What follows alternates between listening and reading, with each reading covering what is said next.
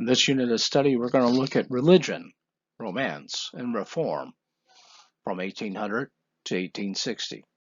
At the end of this unit of study, United States history students should be able to answer these focus questions in its entirety. 1.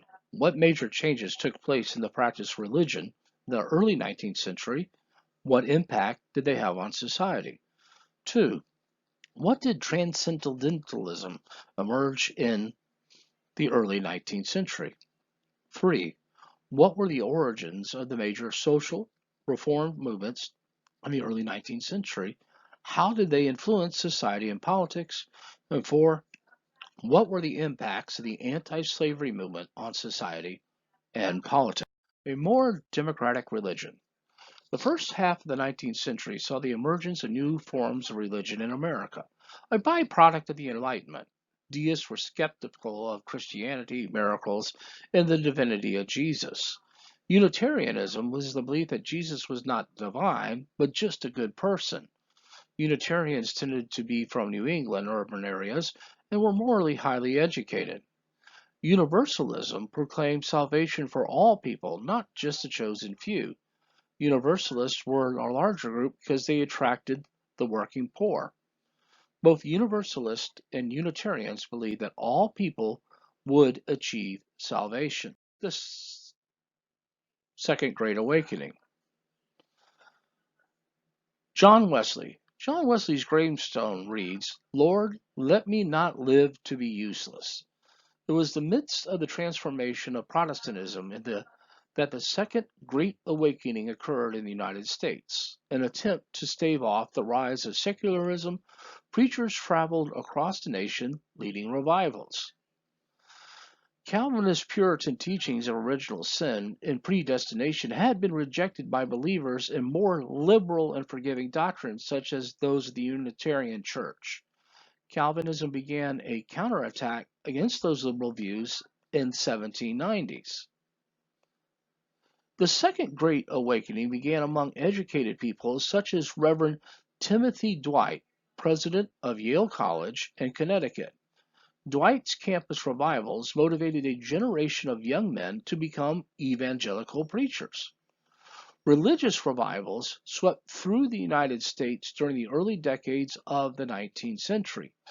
They were partly a reaction against the rationalism, belief in human reason, that had been the fashion during the Enlightenment and the American Revolution.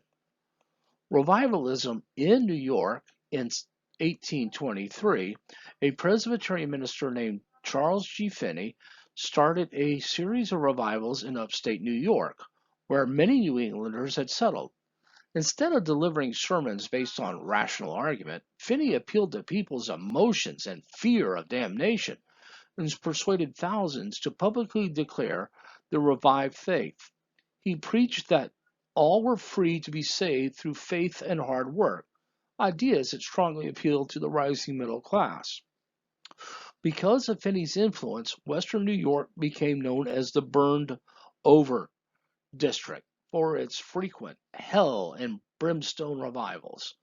Evangelical Christianity appealed strongly to women and African Americans, but race and gender limited access to positions of power, and many evangelical preachers of the Second Great Awakening directly challenged slavery. Religious revivalism. Frontier revivals and prayer meetings ignited religious fervor, which then both ministers and participants. In the 1830s, camp meetings, the women were so intensely moved by the sermon that they shed their bonnets and fell to their knees. In many instances, farmers moving west soon outpaced the speed in which the established churches could follow. By hosting revivals in the backwoods of the states, the circuit riding preacher and the phenomenon of the camp meeting were established. Denominational growth. Some denominations who agreed on theology responded to the Second Great Awakening by forming unified congregations. An example is the Presbyterians and Congregationalists. Methodists and Baptists were the most prominent denominations that participated in the Second Great Awakening. Both emphasize the free will of individuals to choose salvation and the role of the Bible in Christianity. These denominations also tended to emphasize social equality and individual responsibility in religious practice, a form of democratization of Christianity. The caricature of an African American Methodist meeting in Philadelphia shows a preacher in the church doorway while his congregation engages in exuberant prayer. The emphasis on personal responsibility, free will, and social equality during the Second Great Awakening attracted many free African Americans. In the 1790s to the early 1800s, many frontier circuit riders among the Methodists and Baptists openly opposed slavery, even in the South.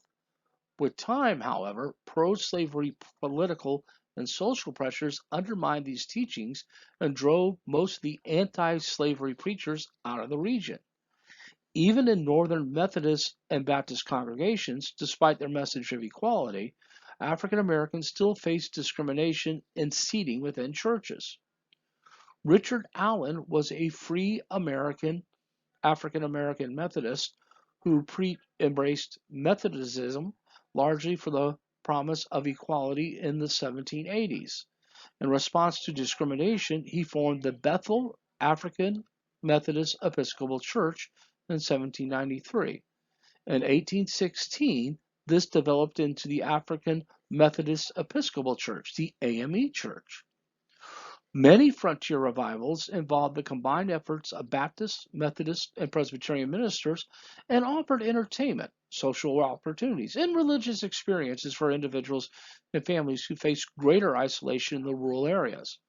Women especially embraced revivalism and its greater emphasis on individual religious experiences that allowed them to more of a role in religious worship and social reform movements. In the AME Church, women such as Jarnay Lee, a free African American woman, became ministers, an opportunity not allowed in most denominations at the time. Religious revivalism and the reform of the individual religious experiences and the ideas of perfectibility of humans all led to the increased involvement of many Americans in social reform movement. The Mormons. Joseph Smith founded the Mormon faith. He was a farm boy born in 1805 in western New York and claimed he had a vision from the angel Moroni, who showed him ancient golden tablets written in Egyptian hieroglyphics, but told of the origin of the American Indians. The Church of Jesus Christ of Latter-day Saints asserted that Christ had come to the Americas to preach to a lost tribe of Hebrews. Smith gathered like-minded followers around him and attracted a sizable following. In the Book of Mormon, Smith based his religious thinking on the Book of Scripture, the Book of Mormon, which traced the connection between the Native Americans and the lost tribes of Israel. Constantly moving, Smith gathered a following and moved Mormons back who faced backlash from many Protestant and Catholics based on the religious teachings and social practices, and they were pushed out of several cities and rural settlements in the United States, from the burnt-out District of New York to Ohio, Missouri, and finally Illinois. Joseph Smith and his brother Herman were arrested in 1844 after ordering the destruction of an anti-Mormon newspaper. They were jailed in Carthage, Illinois, where an anti-Mormon mob took and lynched both the men. Brigham Young would emerge as the new charismatic leader of the Mormon Church. Brigham Young was a former Methodist from Vermont and led the growing group to the Great Salt Lake Basin in Utah, outside the United States, to escape persecution by the American religious community, where they established the New Zion Deseret in 1849 on the banks of the Great Salt Lake. But the U.S. acquired the territory around the Mormon state when Mexico ceded it to the U.S. one-third of its territory after the Mexican War. Their cooperative social organization helped the Mormons to prosper in the wilderness. He also issued the Order of Jacob in 1852, that their practice of polygamy, allowing men to have more than one wife, however, aroused the hostility of the U.S. government. Young headed the Mormons from 1847 to 1877. President James Buchanan placed a non-Mormon in charge of the territory of Utah in 1857 and named after the Utes, the local Indians. Congress would make polygamy illegal in 1862, which was upheld by the U.S. Supreme Court in 1879. So Congress has made a law on what was the definition of marriage. Only after the Mormons changed their views of polygamy in 1890 would Utah become a state in 1895. Westward migration. Many Mormons face, of course, increased violence in the anti-Mormon settlement, and as we've seen, under Young's leadership, a large number of the Mormons moved and settled to the Great Salt Lake Basin region, what became the Utah Territory. The settlement, which they called Deseret, land of the honeybee, was under the leadership of Young and offered the hope of independence for the Mormon community in 1848. However, they learned that the United States had acquired the land in the Treaty of Guadalupe Hidalgo that ended the Mexican War and became Utah Territory. Congress agreed to form the Utah Territory with Young as the governor. However, the territory was denied statehood, so Mormon leaders agreed to disavow polygamy, which they would do in 1896. This was also known as the Mormon Trail that we see, like a lot of trails, are going to start in Missouri, usually independent, and go to Salt Lake City. Which also made it a very successful settlement is that people would take the Mormon Trail on the way to California and then stop at Salt Lake in order to gain supplies. Results of the Second Great Awakening. The Second Great Awakening, like the first, caused division in society between the newer evangelical sects and the older Protestant churches. It also affected all sections of the country, but it was only in the northern states from Massachusetts westward to Ohio that the Second Great Awakening played a significant role in social reform. Activist religious groups provided both leadership and the well organized voluntary societies that drove the reform movements of the antebellum era. And the Baptists and the Methodists would be split. And those who would break away from the Baptists and the Methodists because of the issue of slavery would become known as Southern Baptists and Southern Methodists. Romanticism in America. Asher B. Durant's painting of Native Americans saluting the sun captures the romantic ideals of the personal spirituality and the incorporated natural world that swept America during the early 19th century. The cultural ideas in the arts and literature in Europe during the early years of the 19th century, a romantic movement in art and literature, stressed intuition and feelings, individual acts of heroism, and the study of nature. At the same time, in the United States, from 1820 to 1860, these romantic and idealistic themes were best expressed by the Transcendentalists, a small group of New Englander writers and reformers. The Transcendentalist writers like Ralph Waldo Emerson and Henry David Thoreau questioned the doctrines of established churches and the capitalistic habits of the merchant class. They argued for a mystical and intuitive way of thinking as means for discovering one's inner self and looking for the essence of God in nature. Their views challenged the materialism of American society by suggesting that artistic expression was more important than the pursuit of wealth. Although the Transcendentalists were highly individualistic and viewed organized institutions as unimportant, they supported a variety of reforms, especially the anti-slavery movement. Transcendentalism. Emerson is most remembered for leading the Transcendentalist movement. And Transcendentalism was a belief that those things that could not be proven by science were justified by faith, and that everyone held within a spark of divinity. Transcendentalism emerged in New England and emphasized radical individualism and personal spirituality. Transcendentalists also asserted that individuals have the ability to transcend, hence the name, the limits of reason, science, and logic by examining their inner spirituality and thoughts. Because of the emphasis on individualism and a rejection of religious orthodoxy and over rationality, transcendentalists focused on self-reliance and tend to be nonconformist. Ralph Waldo Emerson studied as a Unitarian minister and attended Harvard College, but embraced the Romantic movement and became known as the leader of the Transcendentalist movement. The best known Transcendentalist, Emerson was among the most popular American lecturers of the 19th century. His essays and lectures expressed the individualistic mood of the period. In 1837 address at Harvard College, The American Scholar, Emerson evoked the nationalistic spirit of Americans by urging them not to imitate European culture, but to create an entirely new and original American culture. His essays and poems argued for self-reliance, independent thinking, and the primacy of spiritual matters over material ones. As a Northerner, Emerson became a leading critic of slavery, and in the 1850s, and then the ardent supporter of the Union during the American Civil War.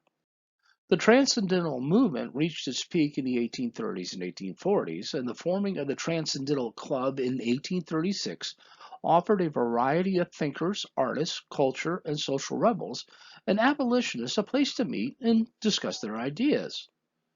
The purpose of the club was a meeting place for these young thinkers and an organizational ground for the idealistic frustration with the general state of American culture and the society at the time, and in particular the state of intellectualism at Harvard University and the Unitarian Church. Much of their thinking centered on the shortcomings of Unitarianism. Members included club began to meet in Boston and nearby Concord to discuss philosophy and religion. Members of the club included Amos Bronson, Alcott, Orestes, Henry David Thoreau, Ralph Waldo Emerson, and George Rippey. Female members included Sophia Ripley, married to Nathaniel Hawthorne, Margaret Fuller, Elizabeth Peabody, Ellen and Caroline Sturgis Tappan. The Transcendental Club likely did not have official meetings after September 1840, though they continued to correspond to attend each other's lectures. Henry David Thoreau, living in the same town as Emerson, Concord, Massachusetts, was one of his close friends, Henry David Thoreau. Emerson would serve as mentor to Henry David Thoreau, and Thoreau's abolition led him to refuse to pay taxes because, as he argued, they supported an unjust U.S. government under President Polk that provided war with Mexico in order to acquire more lands in the Southwest for slave owners. Thoreau was thrown into jail for his decisions, and through his aunt paid his taxes for him, so he was released the next day. And later he wrote an essay entitled Civil Disobedience in 1849. This essay would be the rallying cry of Martin Luther King Jr. during the civil rights movement of the 1960s. To test his transcendentalist philosophy, Thoreau conducted a 2-year experiment of living by himself in the woods outside town. Thoreau's famous work, Walden, or Life in the Woods, in 1854, documented his experiment with living in the rural solitude at Walden Pond in Massachusetts for 2 years, 2 months, and 2 days. There he used observation and nature to discover essential truths about life and the universe. His writings on those years were published in the book which is best known of Walden of 1854. Because of this book, Thoreau is remembered today as a pioneer, an ecologist, and conservationist. Through his essay on civil disobedience, Thoreau established himself as an early advocate of nonviolent protests. The essay presented Thoreau's argument for not obeying unjust laws. The philosopher's own act of civil disobedience was the refusal to pay a tax that might used in what he saw as an immoral war with the United States with Mexico in 1846 and 1848. For breaking the tax law, Thoreau was forced to spend one night in the Concord jail. In the next century, Thoreau's essay and actions would inspire nonviolent protest movements of both Mahatma Gandhi in India and Dr. Martin Luther King Jr. in the United States. Literary giants. Literature. In addition to the transcendentalist authors, notably Emerson and Thoreau, other writers helped to create a literature that was distinctly American. Partly as a result of the War of 1812, the American people became more nationalistic and eager to read the works of American writers about American themes.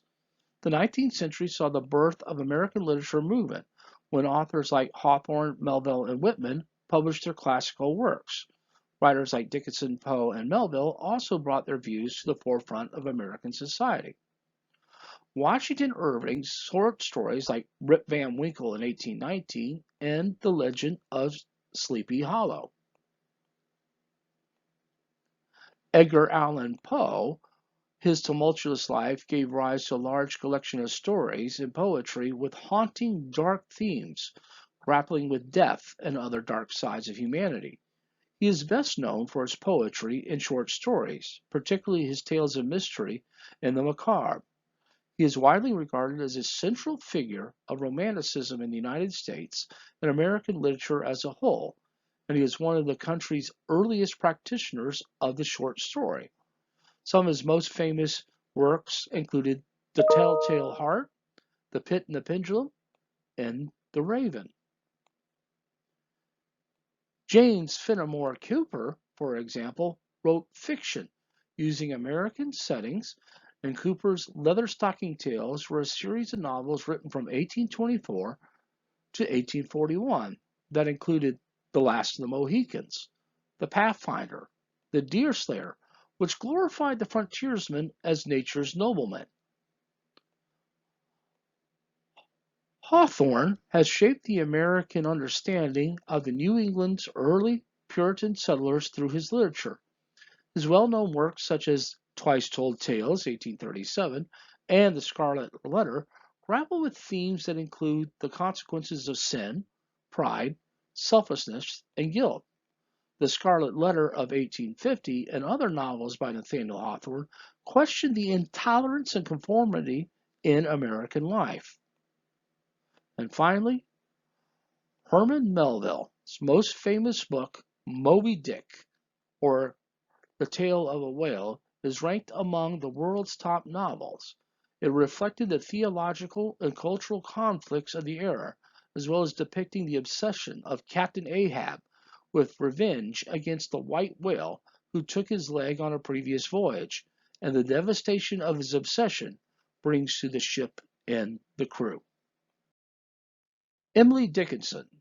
Dickinson offered the world of New England literature a fresh female voice. The most original New England poet, she never married and she lived with her parents and sister in Amherst, in Massachusetts. She died at the age of 55 and she famously wrote, "Success is counted sweetest by those who never succeed." Dickinson's isolation, lifelong religious doubts, led her to in the solitude of space, the polar privacy, and the white heat of our heartbreaking disappointments in ways unusual of the time period. Dickinson remained mostly unknown during her lifetime, but found an outlet for self-expression in poetry. Only 10 of her 1,800 poems were published in her lifetime. Most of her poems were published after her death and came to find a wide audience. Her writing gives us a glimpse of the perspective of an educated young New England woman from this time period. Walt Whitman. The engraving of a 37-year-old Walt Whitman appeared in his acclaimed poetry collection, Leaves of Grass. Whitman embraced Andrew Jackson, the Democrats, and the celebration of the common man of the mid 1800s. His newspaper articles and poetry promoted these ideas and celebrated the growth of the United States urban industrial development and the simple humanity of the working man. Emerson's emphasis on self-reliance and nonconformity influenced Whitman, whose free verse poems celebrated every aspect of life, including eating, drinking, and sexuality, and his body. Many criticized the explicit sexuality of Leaves of Grass as vulgar and shocking, but others embraced the unconventional style and themes. Newspapers. At the same time that some of America's best loved classics were being printed, the technology of the steam engine was applied to the newspaper press, increasing the capacity to print papers by a factor of 5. This mass production of these papers drove the price down to a penny, and the newspaper soon became a popular form of entertainment. By 1850, the United States had more newspapers than any other nation, not a network of communication across the Republic. Newspapers would be on the political news and commentary to include society, gospel, sports, and reports of sensational crimes and accidents. Next, we're going to look at the reform impulses. Many efforts were made involving political reforms, abolitionism, temperance, church reforms, prison reforms, and education reforms. The characteristics of these pre war movements were the following. First, they were national in scope. Efforts were made to redeem the entire nation, reforming everyone. Names chosen included American or national, like the American Colonization Society, the American Peace Society, the American Anti-Slavery Society, the American Society for the Promotion of Temperance. Two, they are organized into national and local voluntary societies and solicited a wide range of varied membership. Groups were designed to achieve a particular reform.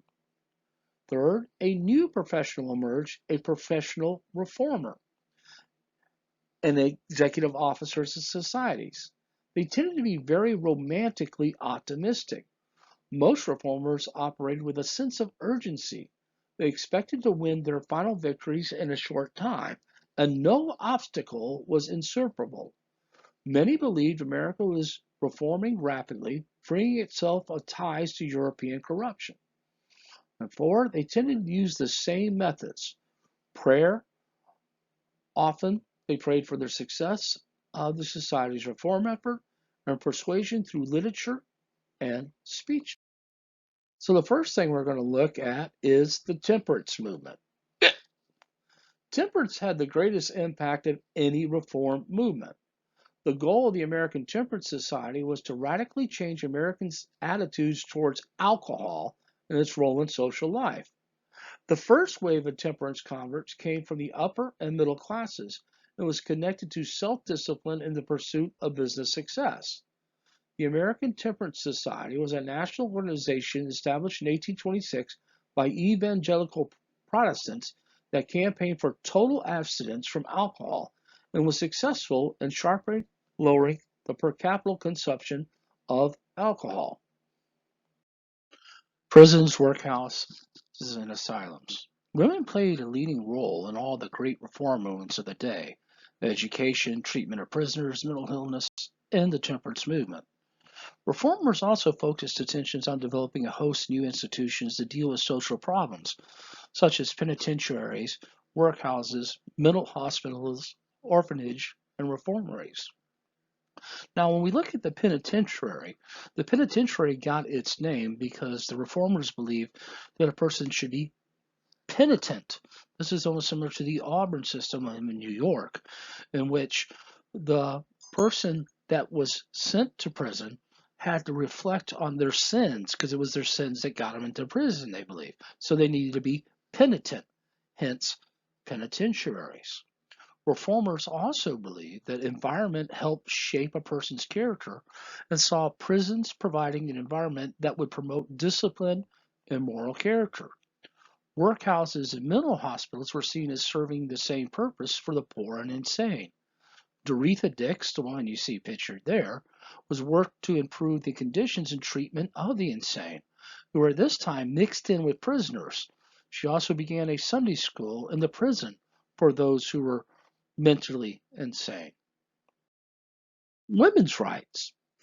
Elizabeth Cady Stanton, the one pictured at the top in 1856, was a young mother who organized the Seneca Falls Convention, while Susan B. Anthony, the one pictured at the bottom in 1848, started as an anti-slavery and temperance activist in her 20s. The two would meet in 1851 and form a lifelong partnership in the fight for women's suffrage. Catherine Beecher believed that the status of women remained much like it had been in the colonial era. They were mainly regulated to working at home and had no legal control over themselves or their property. Catherine Beecher's sister would become the famous Harriet Beecher Stowe, who asserted that women had best participate in society as managers of their households and nurturers of their children.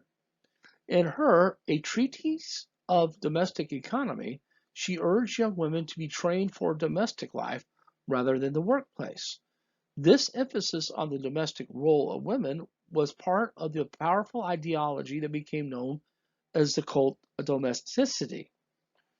Julia Ward Howe, other women were frustrated by the cult of domesticity and found an escape from their drudgery that they experienced in domestic life through writing or participating in social reform movements. One such movement was Julia Ward Howe, famous for her poem that forms the lyrics of the Battle Hymn of the Republic. Many middle class women embraced the ideals of the Second Great Awakening, and other reform impulses became involved in the social reform movement. For example, a number of them participated in the temperance. Abolitionists were women who were involved in the abolitionist movement, particularly because they saw that many of the rights denied to blacks were also denied to women. But because it was taboo for women to speak in public in many places, they usually worked on the edge or in the background of the anti slavery societies, not in leadership roles. Education and prison reform movements within time, as they continued to face gender based discrimination, even within these movements, some women began to voice the need for women to have greater rights, especially suffrage. Early leaders like Lucretia Mott was a delegate in 1840 for the women's group in the World Anti-Slavery Convention in London. Women could not be officially delegates, but they could observe and listen. 9 American women were rejected as delegates, and Elizabeth Cady Stanton attended this meeting with her new husband, a lawyer, and delegate while on their honeymoon, where they met Mott for the convention. They were discussing having a meeting to focus on women's rights. Susan B. Anthony was already active in the temperance and anti slavery groups. She would join the crusade in the 1850s, and unlike Martin Stanton, she was unmarried, therefore able to devote her entire attention to the movement.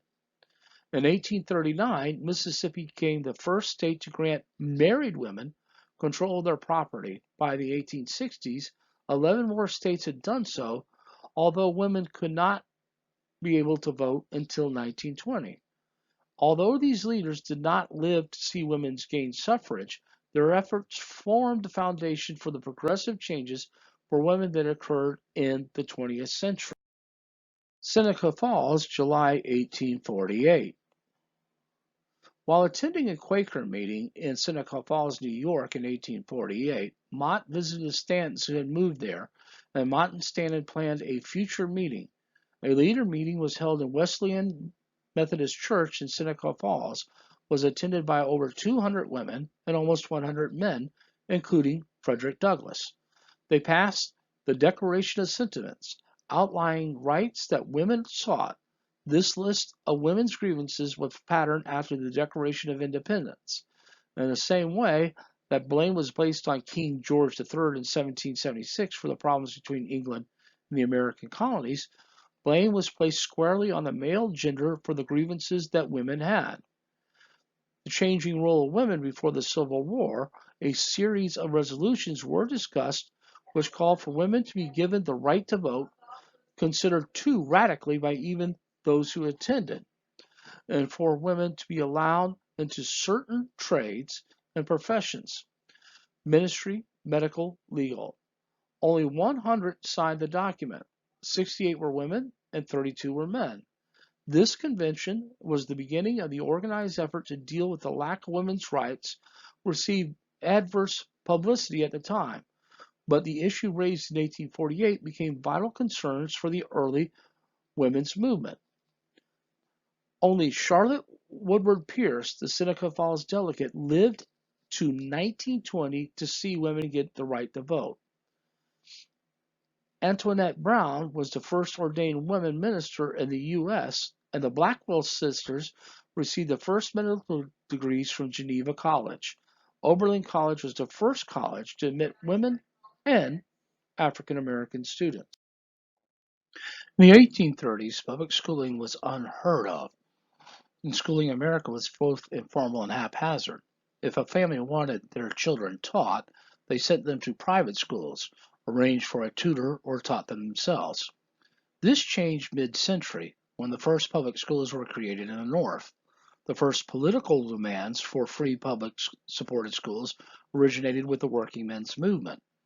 Horace Mann would then emerge as a tireless champion for educational reform in Massachusetts and other northern states. He stressed the need for state government to impose centralized control over schools, that all schools should have similar standards. The public schools supported by state taxes. The idea was that such schools would provide educational opportunities for all children. Most states outside the South joined the movement by the 1840s, although it took time for many of these schools to acquire the resources they needed and for teachers to be adequately trained.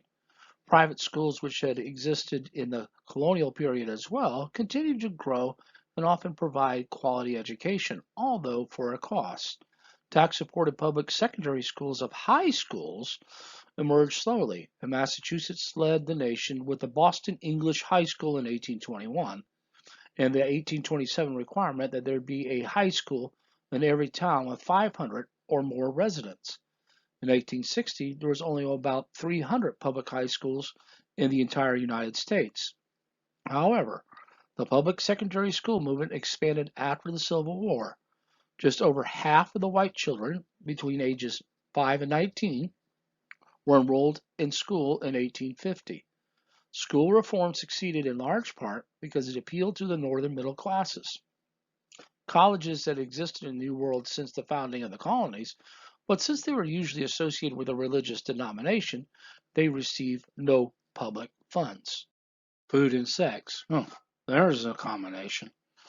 Despite a lack of medical or health training, Sylvester Graham emerged as the leader of the health reform movement. His Graham system promoted nutritional and lifestyle practices that he considered to be healthy. For example, he called for a diet of no meats or spices and promoted his Graham crackers.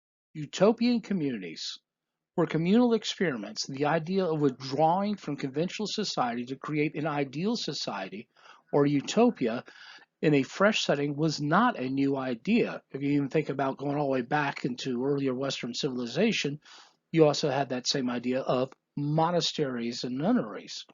But never before were the social experiments so numerous as during the middle decades of the 19th century. The open lands of the United States before the Civil War provided fertile ground for over 100 experimental communities. The early Mormons may be considered an example of a religious communal effort, and Brook Farm an example of humanistic or secular experiment. Although many of these communities were short lived, these backwoods utopias reflected the diversity of the reform ideas of this time. Shakers and the Amana. English Quakers in the United States established the first Shaker community, and by the late 1840s, 6,000 Shakers lived in 10 or more northern communities. One of the earliest religious communal movements, the Shakers held property in common and kept women and men strictly separate, forbidding marriage and sexual relations. Of course, how are you going to gate new recruits? For the lack of these new recruits, the Shaker communities eventually died out by the mid 1900s. Communism. A social structure based on the common ownership of property, so we could say that the Shakers were the early communists. For the Amana was a red pipe village were established by German pietists from 1805 through 1900. The German pietist Amana Society were located in western New York in the 1840s. These had to become successful economic enterprises in order to survive. Settlements founded in Iowa by German pietists were also dedicated to the ascetic life, but allowed for marriage, which helped to ensure the survival of their communities. Brook Farm. Could a community of people live out the transcendental ideal? In 1841, George Ripley, a Protestant minister, launched a communal experiment at Brook Farm in Massachusetts.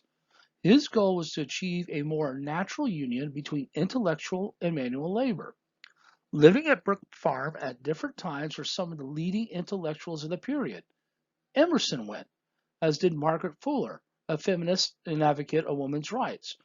Writer and editor Theodore Parker, a theologian and radical reformer, and Nathaniel Hawthorne, the novelist. A bad fire and heavy debts forced the end of the experiment in 1849. But Brook Farm was remembered for its atmosphere for artistic creativity and an innovative school that attracted the sons and daughters of New England's intellectual elite. New Harmony. The secular, non religious experiment in New Harmony, Indiana, was the work of the Welsh industrialist and farmer Robert Owen. Owen hoped his utopian socialist community would provide an answer to the problems of inequity and alienation caused by the Industrial Revolution. The experiment failed, however, as a result of both financial problems and disagreement among the members of the community. 100 such communities with about 100,000 members were established in the United States between 1820 and 1860. Gradually, the optimism of this period gave way to the growing sense that the United States must be tried by fire or sever the relationship, I should say, between the states over the issue of human slavery. The Oneida community. After undergoing a religious conversion, John Humphrey Noyes in 1848 started a cooperative community in Oneida, New York that became highly controversial. Dedicated to an idea of perfect social and economic equality, members of the community shared property and later even shared marriage partners. Critics attacked the Oneida system of planned reproduction and communal child rearing as a sinful experiment in free love. Even so, the community managed to prosper economically by producing and selling silverware of excellent quality. Fourier phalanxes. In the 1840s, many Americans, including newspaper editor Horace Greeley, became interested in the theories of the French socialist Charles Fourier. To solve the problems of a fiery competitive society, Fourier advocated that people share work and living arrangements in communities, popularly known as Fourier phalanxes. This movement died out, however, almost as quickly as it appeared.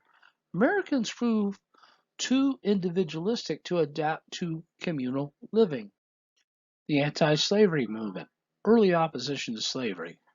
Much anti-slavery impulse in the North was abolished by the move towards African colonization. The supporters of manumission wrestled with what to do with blacks once they were set free. While many white citizens were shocked at the South's peculiar institution, many were not willing to grant equal citizenship to free blacks. A number of states, in fact, placed restrictions on the movement of rights of free blacks. In 1800, blacks were not citizens of Massachusetts were expelled from Boston. In 1804, Ohio passed the first black laws restricting black movement.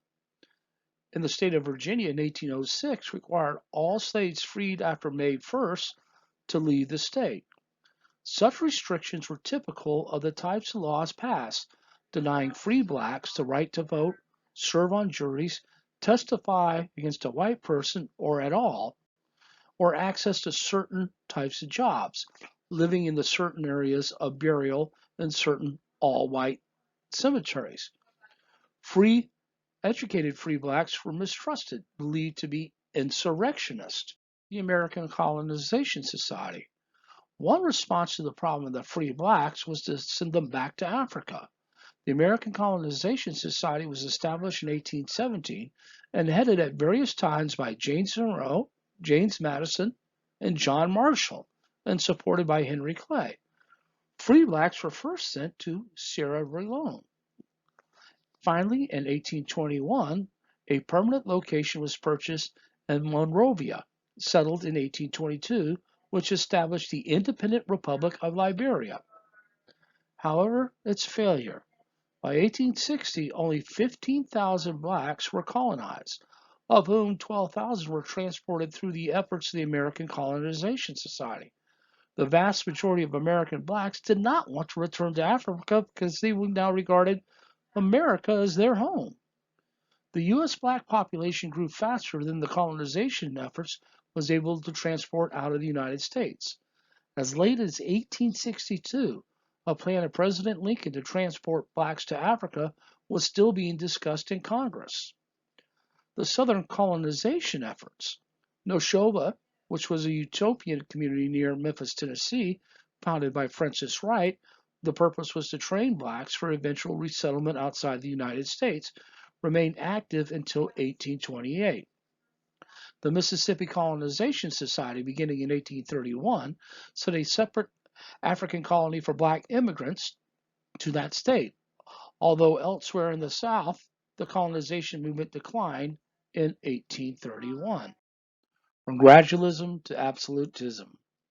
At first, the anti-slavery movement tried to keep slavery out of the new territories. When this proved to be nearly impossible, however, its efforts gradually shifted from limiting the slaveholding areas to promoting the abolition of slavery. Those who focused on limiting the extension of slavery were known as gradualists, while those who called for the immediate end of slavery everywhere were known as the immediatists. And by 1820, every northern state in the United States had abolished slavery or was phasing it out, but slavery remained legally and politically supported in the southern states. The first anti-slavery society in the United States was organized by the Quakers in 1775.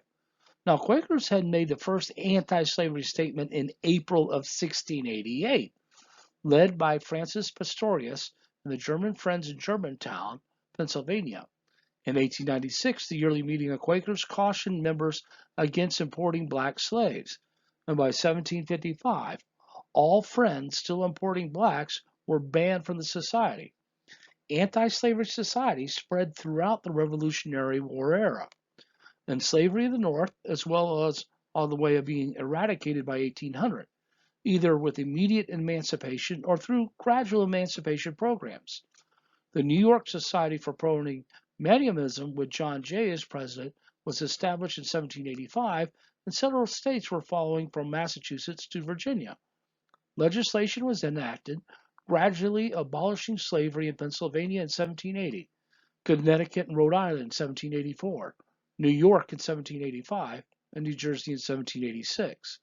1784, Massachusetts interpreted its constitution in 1780, which held that all men are born free and equal, as abolishing slavery. The move to free slaves remained strong in the South down to about 1800, and the move against the slave trade culminated in the anti-slavery trade provisions of the federal Constitution, as well as provisions relating to interstate fugitive slaves. The census of 1790 revealed that 59,557 free blacks and 697,624 slaves in a population of 3,929,625. The most slaves being in Virginia, 692,627, and the least in New Hampshire of 157. By 1800, the U.S. population contained 18.9%, or 1,002,037, of which 10% were free, and of which only 36,505 lived in the North, mostly New York and New Jersey. In 1808, the slave population exceeded 1 million. Mediumism and the colonization projects of 1789 to 1831, a major impulse for slavery reform during this period, was in the South. Of the 143 emancipation societies in the U.S., 103 were located in the South. There existed 4 abolitionist papers in the South. Thomas Jefferson, as early as 1776, had proposed a plan for African colonization, of blacks, and the Virginia legislature, in fact, passed colonization resolutions in 1800, 1802, 1805, and 1816. William Lloyd Garrison. After 1830, the failure of the anti-slavery societies to achieve the eradication of slavery in a single southern state, anti-slave societies having been driven out from the South, the abolitionist movement turned militant, gravitating towards immediate emancipation. William Lloyd Garrison began publishing his newspaper, The Liberator, on January 1st, 1831, as an organ for the militant abolition of slavery. Said Garrison in his editorial, "I will not retreat a single inch, and I will be heard." The Liberator was one of the first 500 subscribers. 450 were free blacks. Garrison denounced slavery as the one great distinctive all-conquering sin in America. He outraged slaveholders in the South, as well as some whites in the North. Garrison was more militant than the other abolitionists when he demanded immediate abolition, basically by any means necessary, including if they had to resort to violence. Two wealthy silk merchants from New York City, Arthur and Louis Tappan, provided financial support in 1833, where they were joined with Garrison and a group of Quaker reformers, free blacks, and evangelicals to organize the American Anti-Slavery Society. The same year, Parliament in Great Britain freed some 800,000 enslaved colonial peoples throughout their empire by passing the Emancipation Act, which paid slaveholders to give up their human property. In 1835, Tappan hired George G. Finney to head the anti-slavery faculty at Oberlin College. By 1840, some 160,000 people and over 200 local branches belonged to the American Anti-Slavery Society, the AASS, and even argued that blacks should be given full social and civil rights. David Walker was a free African American shopkeeper and emerged as a radical proponent of immediatism among the Garrisonists. His appeal to colored citizens of the world in 1829 accused Southern white Christians of hypocrisy and their support of slavery and called for slaves to revolt against their owners and overthrow the slave system. The rise of these powerful positions, along with attempts by abolitionist African American sailors to smuggle the pamphlets into the South, led to calls to outlaw the printing or distribution of writings that could undermine the slave system and lead to rebellion. Walker's body was later found near his shop after he was murdered, but no one was ever convicted of the crime. Arguments over timing, tactics, and the extent to which abolitionists should support the reform movements undermined the anti-slavery movement. Less radical abolitionists argue that Garrison and his immediates undermined the anti-slavery movement and their demands for abolition everywhere right away.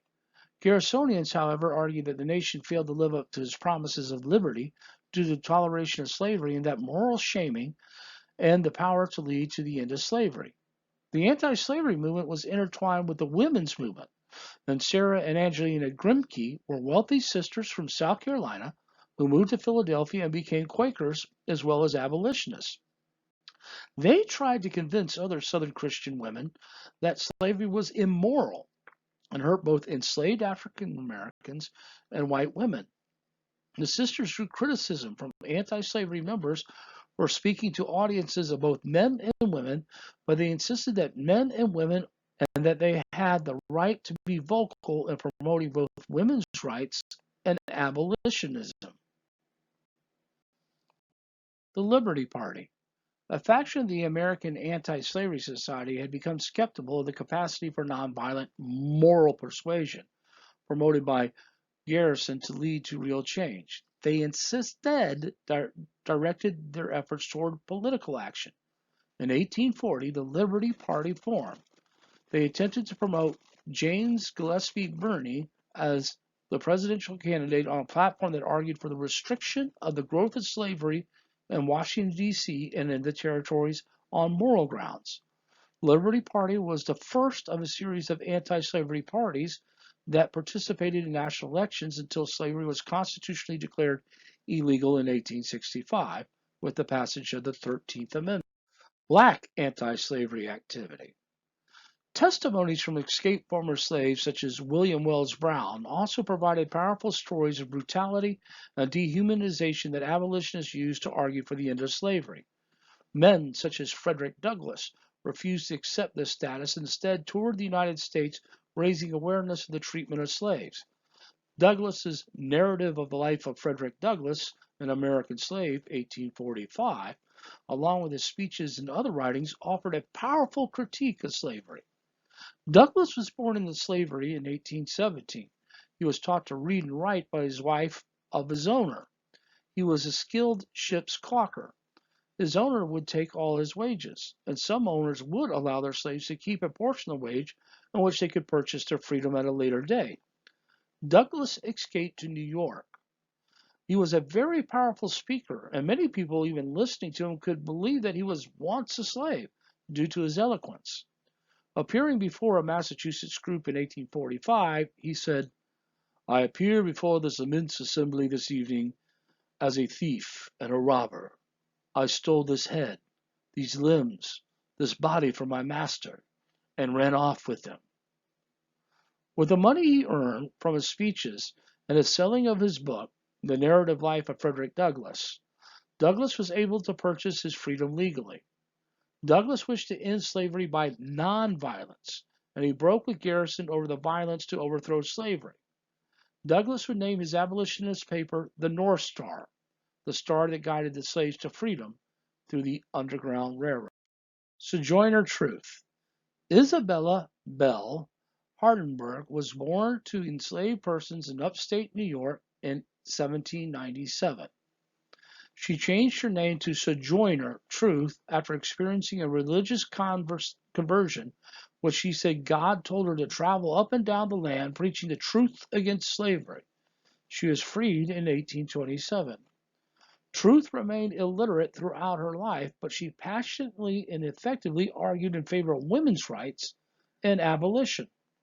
She traveled throughout the North in the 1840s and 50s, and she spoke out that she did the work of a man, and she bore 13 children and watched all of them being sold into slavery.